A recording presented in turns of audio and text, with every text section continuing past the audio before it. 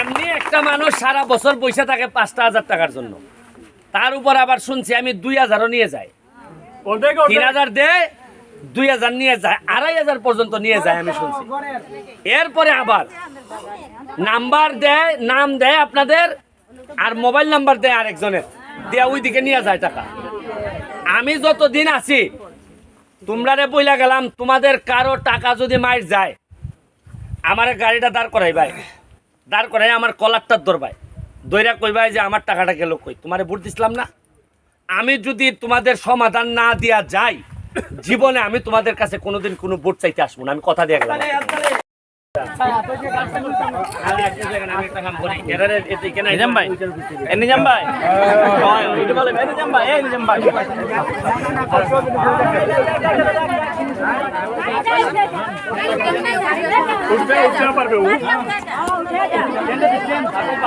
আকাশটা সুন্দর আছে, চা বাগানের গাড়ির উপরে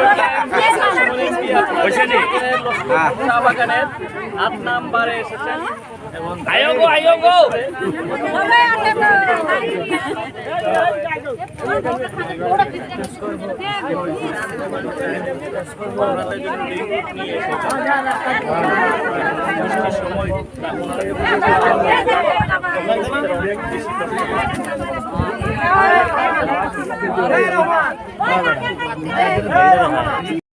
আমি আমি আমার চিন্তনে আমি তোমরা এমপি, তোমরা এই কোন এমপি রে দেখছো নি চা পাতার গাড়ি তুলতে?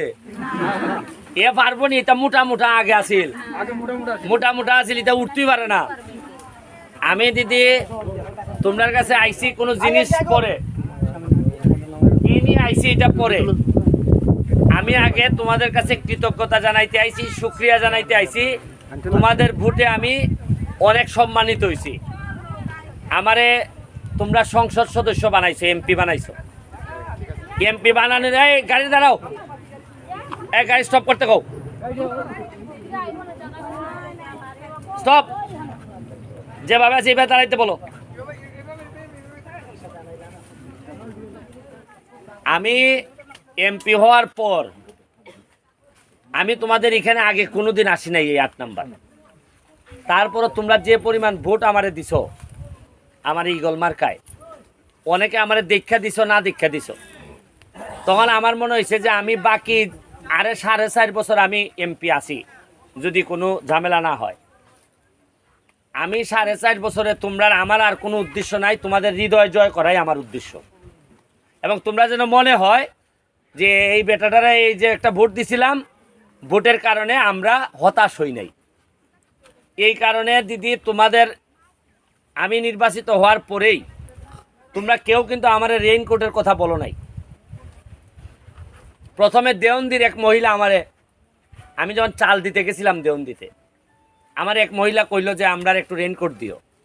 আর আমি যখন মেইন রোড দিয়ে যাই চাঁদপুরার চণ্ডী দিয়া, দেখি আমার মহিলারা চা বাগানের তারা ওই যে পলিথিন দিয়ে আসে বৃষ্টির সময়। তখন আমি এদেরকে জিজ্ঞেস করছি যে তোমরা কি কখনো কেউ রেইনকোট দেয় নাই? কয় না, কেউ দেয় নাই।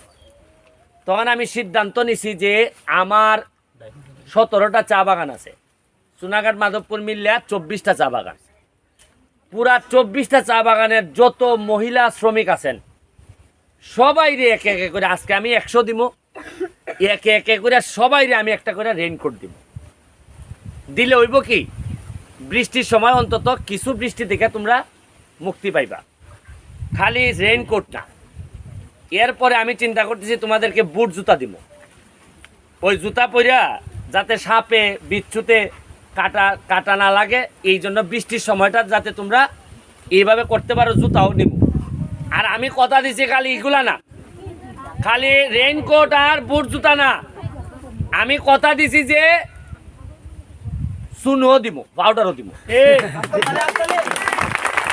খালি এমপি খালি বর্ষা থাকবার তোমরা ওইটা হয় না, এটা হয় না। কারণ গাছের চারা যেভাবে তোমরা যত্ন নেও, আমার ইচ্ছা হইল গিয়া বাইর থেকে মানুষ আইলে যেন বুঝে যে এই বাগানের শ্রমিকদের চেহারাই আলাদা, এই বাগানের শ্রমিকদের উপর কিছু যত্ন আছে। কারণ আমি এমপি তোমাদের, আমি এখানে মাল বানাইতেও আসি নাই, কাউরে 2 নম্বরই করে মাল বানাইতে দিতাম না, খবর নিয়ে দেখো তোমরা। আর আমার চা বাগানের কারো যদি টাকা কেউ খায়, ওই যে 5,000 টাকা করে পাও না, দুই মেম্বার অলরেডি জেলে গেছে, 500 টাকা করে নিয়ে গেছিল, কয় দিদি তোর তো 5,000 পাইছস, আমি তোরা লইয়া দিমু। এখন যাদের যাদের নাম আছে লিস্টে, যাদের যাদের নাম আছে 5,000-এর, আমি নামে ধরি নাই, বলছি যে যাদেরকে দেও দেও, তাও চা বাগানের মানুষ তো পাইতেছে। তবে এই 5,000 থেকে যদি কেউ 500 টাকা করে খাইয়া নেয়, আমার একটু জানাইবাই নি আমারে, হ্যাঁ জানাইবাই। তোমরা আমি কথা দিতেছি, 500 টাকাও যদি কোনো চেয়ারম্যান মেম্বার কেউ খায়, আমি তোমরা সামনে কথা দিয়া গেলাম, অন্যায়ভাবে 500 টাকা নিল, আমি তারে জেলে পাঠাইবো, কথা দিয়া গেলাম। এমনি একটা মানুষ সারা বছর পয়সা থাকে 5,000 টাকার জন্য, তার উপর আবার শুনছি আমি 2,000ও নিয়ে যাই, 3,000 দেয়, 2,000 নিয়ে যায়, 2,500 পর্যন্ত নিয়ে যায় আমি শুনছি। এরপরে আবার নাম্বার দেয়, নাম দেয় আপনাদের, আর মোবাইল নাম্বার দেয় আরেকজনের, দেয়া ওই দিকে নিয়ে যায় টাকা।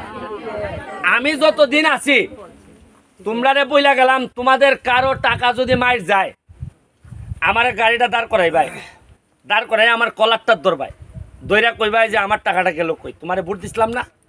আমি যদি তোমাদের সমাধান না দিয়া যাই, জীবনে আমি তোমাদের কাছে কোনোদিন কোনো ভোট চাইতে আসবো না, আমি কথা দিয়ে গেলাম।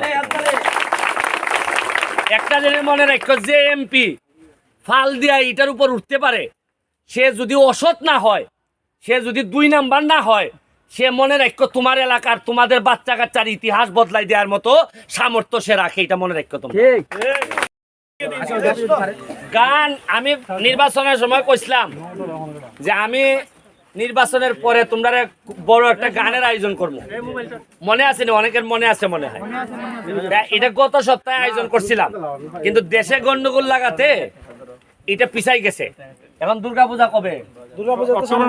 কতদিন আর? আজ অক্টোবর হলে তো দেরি আছে, এর আগে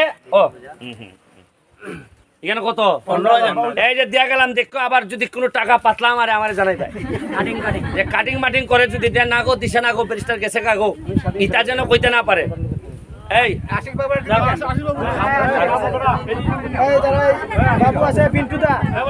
দিয়া গেলাম, এখনো 100 টাকা করে লয়ে যাবে।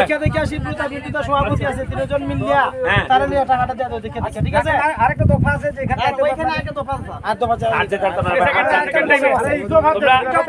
এই যে আশা করতেছি দেশের অবস্থা উন্নতি হয়ে যাইতেছে, আগামী সপ্তাহে এর পরের সপ্তাহে সেরকম একটা গানের প্রোগ্রাম হইব, আমি আইব, আইয়া এরকম ডিস্কো নাইট হইব, বুঝছেন?